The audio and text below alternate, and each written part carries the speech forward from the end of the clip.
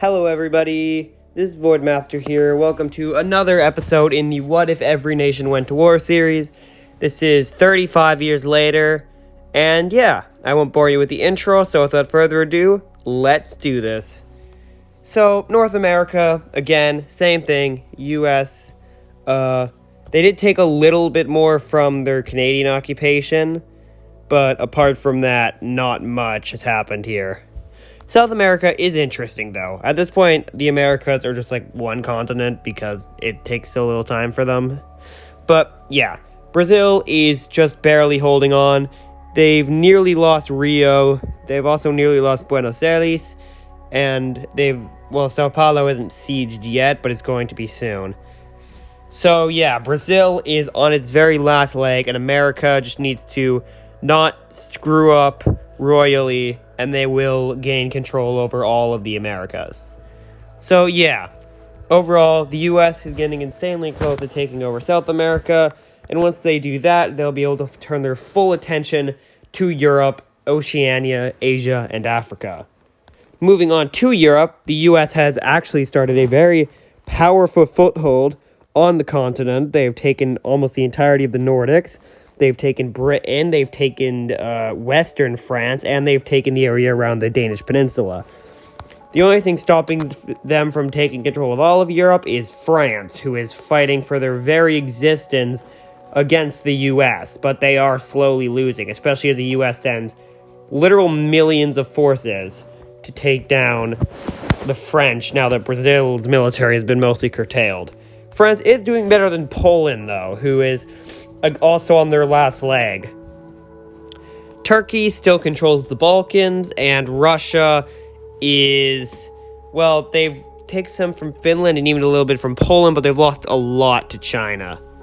So, yeah, overall, the situation in Europe is looking pretty bleak for everyone who's not the US. Really, the only way that the US doesn't take over this continent is if France can somehow get a strong enough military response to push the US back, which isn't impossible, but it's not likely. So the US is very close to taking control of this whole continent, despite only controlling a tiny bit at the moment. Moving on to the Middle East, Turkey has almost completely taken control of Arabia. They've taken even more of the Caucasus, and they are really pushing against Iran, attempting to beat the clock against India and China and become the undoubted Middle Eastern power. They're definitely, well, maybe not the strongest Muslim power, because there's still Egypt and Indonesia, but definitely the strongest Middle Eastern state, because at this point Egypt isn't really in the Middle East, because they lost their Asian territory, so they're more African at this point. But yeah, Iran is just like Brazil. They look alright, but they are probably going to collapse in 40 years just because they are being put under so much pressure by three separate powers, and at this point they've ran out of supplies, they've ran out of money, and they're pretty much on the brink of collapse. Moving on to India, they are in a massive war with China, probably at this point a total of at least 15 million soldiers are fighting on the front line. And this is the most important battle. Some people might say it's the US against China, but if China takes India, then even the US probably won't be able to defeat them.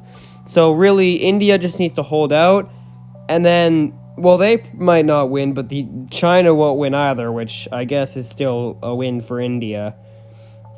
But yeah, India is now just defending their territory and taking more from Iran, but really it's just a massive war against China, and seeing how powerful both of these states are, that war is not ending anytime soon. Southeast Asia also hasn't changed, simply because, with China spending all of its resources on India, and India vice versa, and Australia fighting with the US at sea, we'll get to that later, there isn't really anyone to contest Indonesia in this scenario, or even probably 40, but they're really just trying to recover their economy a little bit, and trying to defend their position. So Indonesia is, well, really just chilling for now. Australia, however, is starting to see problems. Specifically, the Americans, as you can see, have taken over, I think this is Vanuatu or Solomon Islands. No, that's Solomon Islands. This is maybe Vanuatu, I'm not sure. And then they've taken Fiji. And the U.S. is preparing for their invasion of Oceania to gain a foothold in the Eastern world. So, yeah, Australia is looking like they're going to fall in the next 15 years. Finally, there is Africa. Africa is still one of the most divided continents, but they have still further unified. Egypt is looking amazing right now. I don't even think Turkey at this point can take them out, and at this point there's no way France does. So really it's just a time game for all the other powers. How long can they hold out against Egypt, and can Egypt take over Africa before either the US or China gets powerful enough to take down Egypt? But yeah, Egypt is the most powerful by far now, and they've won several very important battles against Nigeria. Nigeria is doing well, and they've taken more from Tanzania, but they are struggling, and they are really just trying to hold out against Egypt. Nigeria reached their peak in power probably 25 or 30 years, but now they're on their decline. This is actually the same with Ethiopia and Tanzania, although Ethiopia is still doing fine because they still have their core mountain region, which is going to be near impossible to penetrate for any fellow African state, simply because at most African states, even Egypt, lack the military strength, or to be honest, the military size, even in a full war, to take these mountains, while also dealing with a full mobilization of the Ethiopian army. And really, Egypt has a lot more pressing matters, like France and Nigeria, so Ethiopia is not an immediate concern. Tanzania is, well, they are struggling. Tanzania has lost land to all of their neighbors again, and overall just doesn't look in a very favorable position. Tanzania is probably the next African power to collapse, followed by, I don't even know, to be honest. Finally, South Africa has further solidified its control over the South, and is now even pushing into Central Africa. Really, it's just a fight for Africa between specifically South Africa and Egypt, but really Egypt is much more powerful, and it's really just, can another power come and stop Egypt before Egypt takes over this whole continent? So, yeah, that is the end of this scenario.